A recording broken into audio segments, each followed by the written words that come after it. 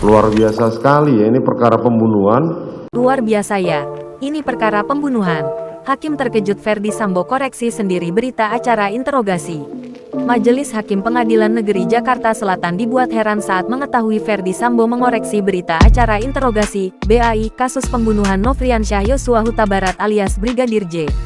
Hal itu terungkap saat ex-Kasat Reskrim Polres Metro Jakarta Selatan AKBP Ridwan Soplanit memberikan kesaksian untuk terdakwa Ferdy Sambo dan Putri Chandrawati, Selasa tanggal 29 November tahun 2022. Ridwan mengatakan, BAI yang dibuat berdasarkan kronologi versi Putri Chandrawati. BAI itu diantar oleh AKBP Arif Rahman Arifin ke Polres Metro Jakarta Selatan. Hasil pembuatan BAI berita acara interogasi itu diantarkan ke rumah Saguling. Betul yang mulia. Kemudian sampai di Saguling, saudara ikut ya? Ya, saya ikut, Kapolres ikut, Kanit saya ikut, terus para penyidik juga ikut. Terus sampai di sana kita ketemu dengan Pak FS saat itu, kemudian kita menyampaikan BAI tersebut dan Pak FS menyampaikan ke kita, Ibu nggak bisa ketemu langsung. Nanti saya naik dulu ke lantai atas mungkin saat itu dan untuk melakukan cross check dengan Bu Putri saat itu. Terus? Kemudian kita tunggu kurang lebih ada 1,5 jam sampai 2 jam. Kemudian Pak FS turun kemudian menyampaikan bahwa sudah sesuai dan saat itu proses berjalan tanda tangan dan sebagainya.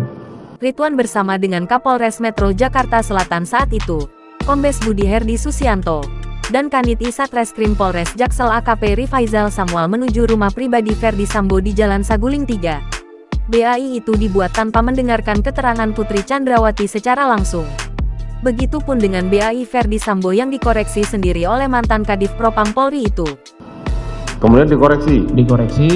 Kemudian Pak Sambo saat itu kalau nggak salah menyampaikan bahwa ada beberapa keterangan yang ada di LPB itu yang tidak usah dimasukkan. Luar biasa sekali ya, ini perkara pembunuhan. Ya kan, laporan polisi, berita acara interogasi dibuat berdasarkan pesanan seperti itu kan. Dalam perkara ini Ferdy Sambo, Putri Chandrawati, Bribka Riki Rizal alias Bribka RR, Kuat Maruf dan Barada Richard Eliezer alias Barada didakwa melakukan pembunuhan berencana. Kelima terdakwa didakwa melanggar pasal 340 subsidiar pasal 338 KUHP junto pasal 55 ayat 1 ke 1 KUHP dengan ancaman maksimal hukuman mati.